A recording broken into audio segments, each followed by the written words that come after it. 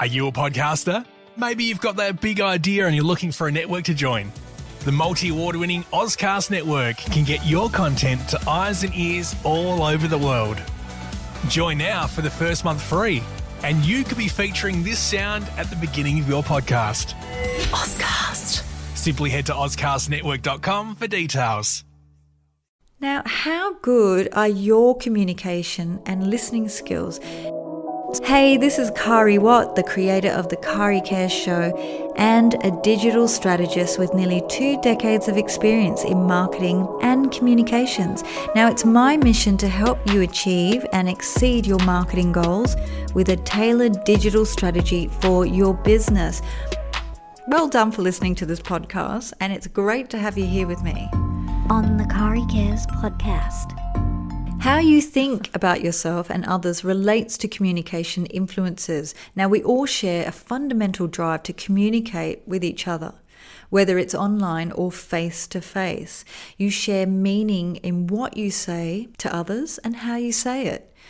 Now, when you aren't able to communicate effectively, it can bring a series of misunderstanding and frustration. We've all been there, right? Where you're pulling out your hair. Through miscommunication, it can also mean you don't have a sense of self-awareness or tolerance to be able to make the other person understand you. Now, a communication fail in my book is when you get caught up in technical jargon, where it makes sense to you, but the other person doesn't really understand. And this happens all the time when I'm talking technical stuff to my clients, or I talk about data, digital marketing and data, and I get really passionate about it. And then I realize they haven't got a clue what I'm talking about. So I have to bring it back and I have to change my communication style to meet their requirements or at their level. Or, they might be smarter than me and I have to ask them to explain. So, it works both ways. Instead of repeating what I just said and getting frustrated, I use plain English. Now, miscommunication is often seen negatively by employers. If you're determined to feel superior to the other person, you will be seen as difficult by employers, right? And this may mean you lose respect and possibly even your job. Did you know that communication makes a huge impact on business productivity and efficiency?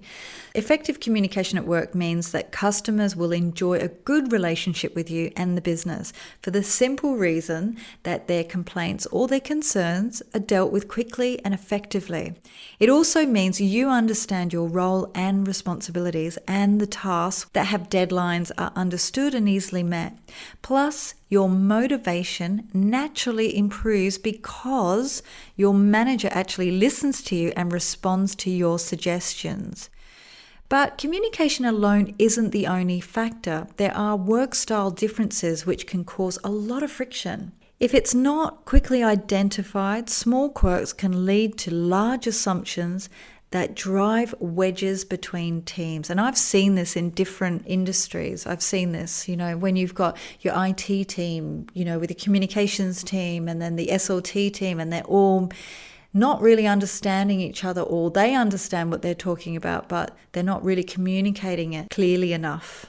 According to Holmes, who is the voice of global PR industry, in their report, the cost of poor communication has hit an overwhelming $37 billion. Can you believe that? They surveyed 400 companies that have over 100,000 plus employees in the US and the UK. They've estimated that communication barriers in the workplace cost the average organization $62.4 million per year in lost productivity. On the flip side, this same report found that companies with leaders who possess effective communication skills produced a 47% higher return over a 5-year period. Now, do you see now why effective communication is key to team and organizational success? On the CARIA podcast. Now, here's a quote by Albert Einstein that I absolutely live by. If you can't explain it simply, you don't understand it well enough. I always remind myself of that quote when I'm writing for websites or when I'm talking to my customers. Now, how do you prefer to communicate? Do you like to talk, or are you a writer? Perhaps you find it easier to text chat or Skype. Do you find it a challenge or confrontational to speak in front of a group? Oh gosh, I do, especially if I know them. If I don't know them, I'm sweet. At times, communicating can be a positive challenge, but for many, it can be discouraging. According to Carlin Flora's article in Psychology Today, it depends on your confidence levels and on your metaperceptions. That is how you see yourself, right? Communication helps us understand people through their words, their tone of voice, and non-verbal gestures. Even their writing style can provide clues about who they are or what their values and priorities may be. Plus, everything you do in your career involves communication. How well you learn is another communication influence. You know, as a child, you learn how to speak, right? But as you get older, you learn how to read and write. By using effort, you improve on those skills. In conversations, you answer questions and express your opinions. Now, speaking and writing are reflections of how you think and experience life. Part of this includes your level of experience on how to actively listen to others, read or produce documents, and understand different writing styles.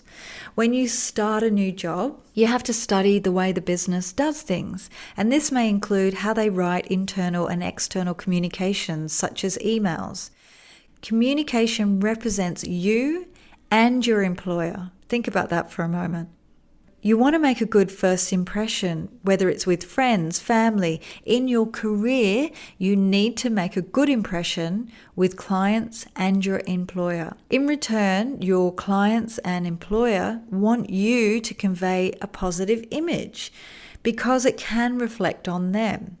Now, in your career, you represent your company in everything you say and write on behalf of the business. Your professionalism and attention to detail reflects on you, and it can set you up for success. Now, these skills can be used for the rest of your life.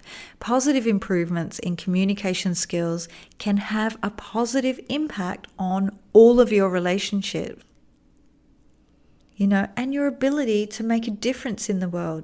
So what are your responsibilities as a communicator in your career? Now, whenever you speak or write in a business environment, you have a certain responsibility to your audience, your employer, and your profession.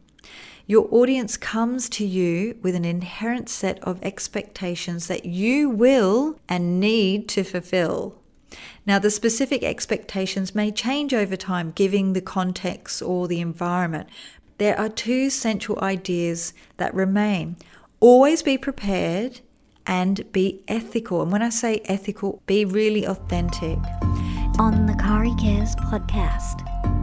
Ethics refers to a set of principles or rules for correct conduct. Now, communicating ethically involves being respectful and trustworthy.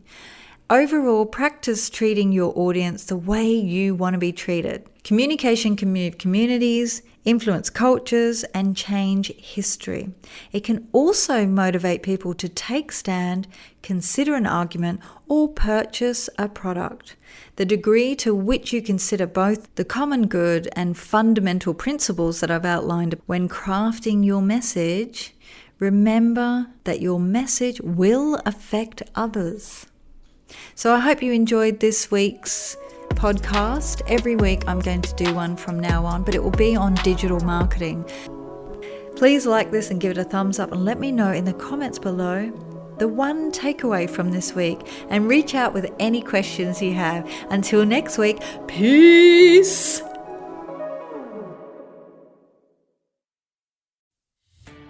Are you a podcaster? Maybe you've got that big idea and you're looking for a network to join. The multi-award-winning Ozcast network can get your content to eyes and ears all over the world. Join now for the first month free, and you could be featuring this sound at the beginning of your podcast. Ozcast. Simply head to ozcastnetwork.com for details.